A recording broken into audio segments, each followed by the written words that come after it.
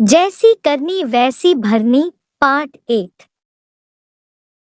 सरस्वती भूख से परेशान हो गई थी। सुबह से मालती ने उसको खाने के लिए कुछ भी नहीं दिया क्योंकि सुबह नाश्ते में उसने आलू के परांठे बनाए थे और अब वह भी खत्म हो गए थे। इसलिए सरस्वती दोपहर के खाने की राह देख रही थी। पर मालती ने सुबह पेट भर के नाश्ता किया था, इसलिए वो दोपहर का खाना नहीं बनाने वाली थी। अत्यंत भूख से परेशान हो रही सरस्वती मालती के पास गई और बोली, बहू मुझे बहुत जोरों से भूख लगी है, खाने के लिए कुछ भी दे दे। सरस्वती का कहना सुनकर मालती मुंह टेढ़ा करके बोली, दिन भर सिर्फ आपको भूख ही लगती है, दूसरा तो कुछ भी काम नहीं रहता आपको। उस टेबल पर चने रखे हैं, वही खाकर पानी पी के सो जाओ। आज दोपहर को मैं मेरी फ्रेंड के साथ बाहर जाने वाली हूँ, इसलिए खाना तो रात को ही बनाऊंगी। यह सुन के सरस्वती का मन उदास हो गया। फिर सरस्वती धीरे से बोली, तू कहे तो मैं खुद के लिए कुछ बना लूं। मालती गुस्से से बोली, एक व्यक्ति के लिए खाना बनाओगी क्या आप? सोचकर मालती किचन में गई और उसने फ्रिज में रखे हुए बासी चावल निकाले। अचार के साथ वह चावल एक थाली में परोसकर सरस्वती के आगे रखकर बोली कि खा लो। ऐसा कहकर पर्स लेकर मालती घर के बाहर चली गई। चावल फ्रिज में रखे थे तभी भी वह खराब हो गए थे, उनसे गंदी बदबू आ रही थी। सरस्वती ने गुस्से से वह चावल डस्टबिन में डाल दिए। इसके बाद उसने दाल चावल निकालकर अपने लिए गरम गरम खिचड़ी पकाई और पुदीने की चटनी के साथ खाई और सब बर्तन घिसकर किचन साफ किया और चुपके से अपने रूम में जाकर सो। मालती ने भले ही खाना पकाने से मना किया था, पर यह घर उसका भी था और वह खुद का खाना खुद बना सकती है। दूसरे दिन सुबह सरस्वती अपने रूम में बैठी थी, उतने में उसका बेटा रमेश उधर आया और बोला, माँ आजकल महंगाई बहुत बढ़ गई है, मुझे घर खर्च चलाना भी बहुत कठिन हो रहा है। ऊपर से पापा की 13वीं पर भी बहुत खर्च हुआ।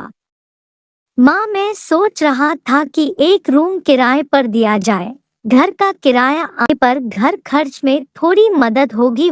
सरस्वती बोली, बेटा तुझे जो ठीक लगेगा तू वही कर। उसके बाद रमेश गला साफ करते हुए बोला, माँ तेरा रूम खाली कर दे और नीचे के छोटे रूम में शिफ्ट हो जा।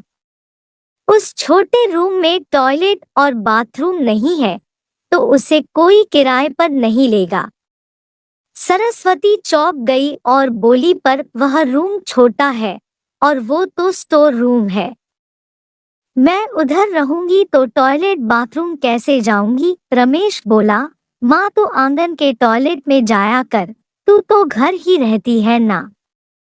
जिसको हम रूम किराए पर देने वाले हैं उसको तो सारी सुख सुविधा तो चाहिए ना। वैसे भी यह रूम भी बहुत बड़ा है, पापा के जाने के बाद तुझे इतने बड़े रूम की क्या जरूरत है? सरस्वती कुछ क्षण शांत रही और सोचने के बाद बोली, टेरेस पर जो रूम है वह भी हम किराए पर दे सकते हैं, उस रूम में सब सुख सुविधा। उस पर रमेश बोला, नहीं माँ वह रूम हम किराए पर नहीं दे सकते, वह अपने मेहमानों के लिए रखा है। तुझे तो अच्छे से पता है कि मालती के मायके वालों का आना जाना चालू रहता है, इसलिए एक्स्ट्रा रूम मेहमानों के लिए रखना पड़ेगा। सरस्वती सब समझ गई थी कि बेटे ने तो उसका ही रूम किराए पर देने का निर्णय लिया है, क्योंकि वह बुढ़ापे में बेटे और बहू पर आश्रित थी। इसलिए रमेश ने जो कहा उस पर सरस्वती ने ज्यादा विरोध नहीं किया। उसने अपना थोड़ा सामान लिया और छोटे रूम में शिफ्ट हो गई। उधर पुराने छोटे रूम में उसका जी घुट रहा था। तब भी वहां उस रूम में दिन काट रही थी। नया किराएदार आया था, सब पहले जैसा चल रहा था। घर में आए हुए किराएदार का नाम अशोक था। एक एनजीओ में काम करता था। वह हर रोज मालती और रमेश सरस्वती के साथ कैसा सलूक करते थे वह देखता था। वह देखकर उसको बहुत बुरा लगता था।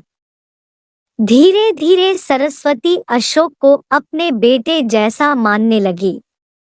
अशोक भी आते जाते सरस्वती का हालचाल पूछा करता था और उसका ख्याल रखता था। रमेश और मालती को सरस्वती से कुछ लेना देना नहीं था। मालती बचा हुआ खाना उसके थाली में रखकर जाती और बेटा तो उसके तरफ देखता भी नहीं था। सरस्वती तो पहले ही समझ चुकी थी कि उसका बेटा अब पहले जैसा नहीं रहा, वह बदल गया है।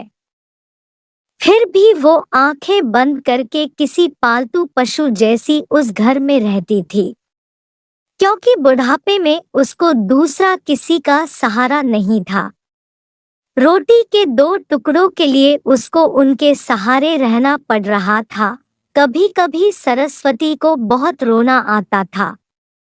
सरस्वती अशोक को अपने मन की बातें बताने लगी।